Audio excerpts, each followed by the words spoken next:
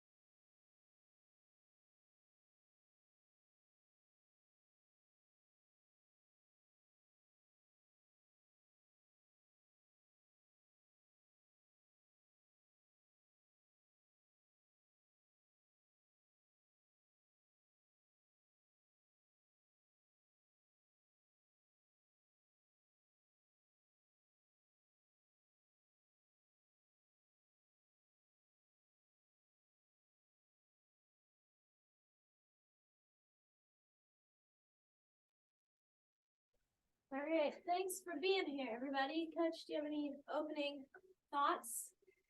Yeah, very few times do you get to play a team 4 times, at least, maybe 5. We're hoping for 5 in a row. But that's what we get. I thought it was a great series against Minnesota this past weekend. Played really well both games. And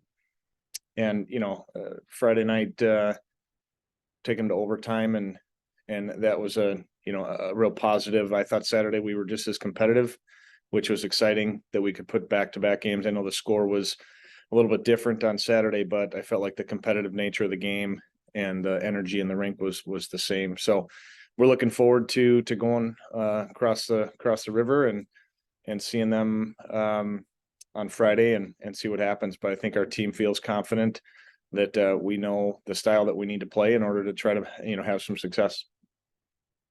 All right, questions? We Jess? talked about your offense all season and, trying to find more goals. Is last Friday the blueprint, lock it down and hold them to one or two and try and play that way against this Minnesota lineup? I think it is, going back even to when we found success in late December, and it hasn't been perfect every weekend since, but we kind of said, hey, we're not going to be successful trying to outscore teams, especially in our league. And so when we do find that perfect balance of locking it down and good goaltending, it gives us a chance because other teams start to press, and when they do, then it gives us not only quality scoring chances, but as we found recently, goals. Some of the games we've played, we've generated chances, but haven't put the puck in the net. This past weekend in both games, I thought we were able to do that. And so it was exciting. So yeah, our focus is still going to be defense and goaltending. And I thought we did a great job of that. It gives us kind of some pride and a blueprint, like you said, for hopeful games in the future. Girls State Tournament also going on this week. Was last year your practice for trying to be in two places at once with all the fun hockey action going on? Yeah, it's I'll be honest with you, it was fun to be a small part of changing the landscape of who won the actual WCHA when we got that point on Friday. And I, nothing against going to Ohio State, but I'd rather stay here. And one of the reasons was to be able to go to St. Paul. It's obviously one of the best times of year for any high school hockey fan. And so it'll be fun to go down there. And frankly, it's a good distraction because at this point, the hay is in the barn, so to speak. We know what we want to do. So practices are short and quick, and it gives you something to do to not kind of focus too much on the weekend. So I'm looking forward to getting down there Wednesday, Thursday, huge snowstorm coming up, which seems just pretty typical for a state tournament. And I'm excited to watch those teams. Yeah. The WCHA race comes down to literally the last 5 minutes of the final game. Without a dog in the fight, that had to be kind of fun to watch from afar.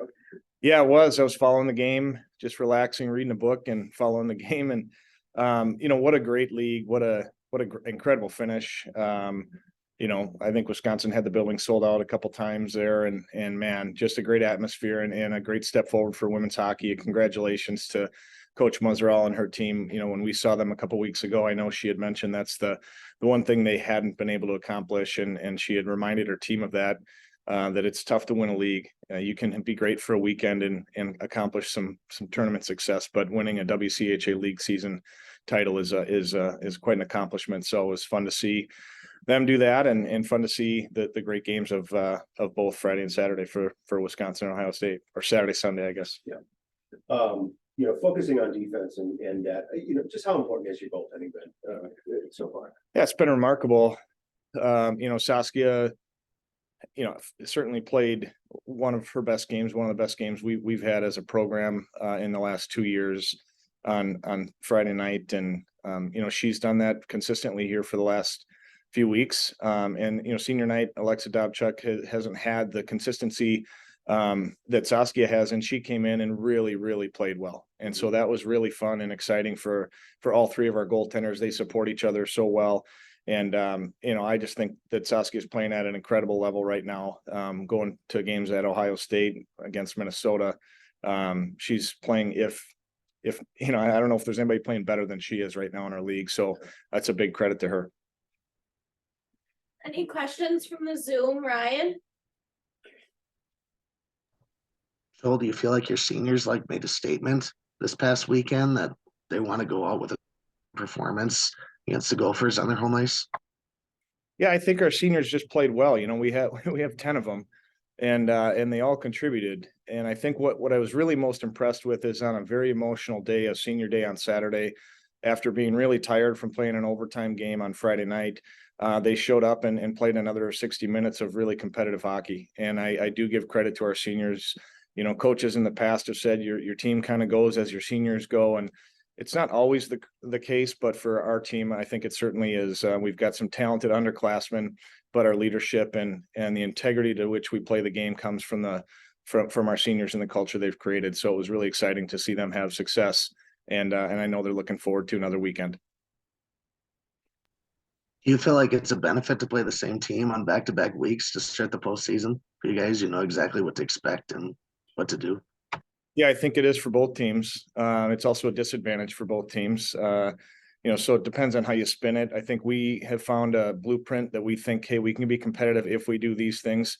And I think the team across the hall, Minnesota is probably thinking the same thing. Now they've got some things to scout and try to sort out and say, if we do this, then we'll be successful. So, I think it's an advantage. The familiarity is great. And the rivalry hopefully is starting. I think Friday night kind of was a jump start to what I hoped is to be a great rivalry with the University of Minnesota, because I think that would be a great thing for women's hockey, and especially in the state of Minnesota. Well, when Anderson Arena was announced, I asked Brad Frost about, a new facility across town. One thing he raised the idea of is potentially rotating as hosts of the final faceoff, keeping it in the Twin Cities, but your building would host it sometime. Now, with men's and women's basketball, men's and women's hockey, that's going to be maybe the busiest sports facility in college sports. But is that something you thought about potentially hosting the WCHA tournament? Yeah, I think the WCHA has indicated as soon as, last year when we were in our meetings, that if St. Thomas were to, have a facility that could accommodate it, they'd be interested in that. So it's not a new idea. Certainly, as you mentioned, the scheduling has to work perfectly with 4 sports and a lot of activity. But I think that's why a building like that has so much excitement around it, is because the potential for not only that, but for men's hockey events and high school events and everything. So I think it's a possibility. We're looking forward to exploring those ideas and talking with administration in the league. Because as you said, the Twin Cities is a great host for our WCHA events. There's other places out state and other institutions that have done a great job hosting it in the past. But I think what we found is the Twin Cities is kind of a sweet spot for both fans and teams, and certainly a quality facility like the Liam Penny Anderson Arena will provide options we hope for in the future. Any final questions from anybody? Final thoughts, Coach? No, looking forward to a fun weekend. All right, thank you. Thank you. Thanks, Joy.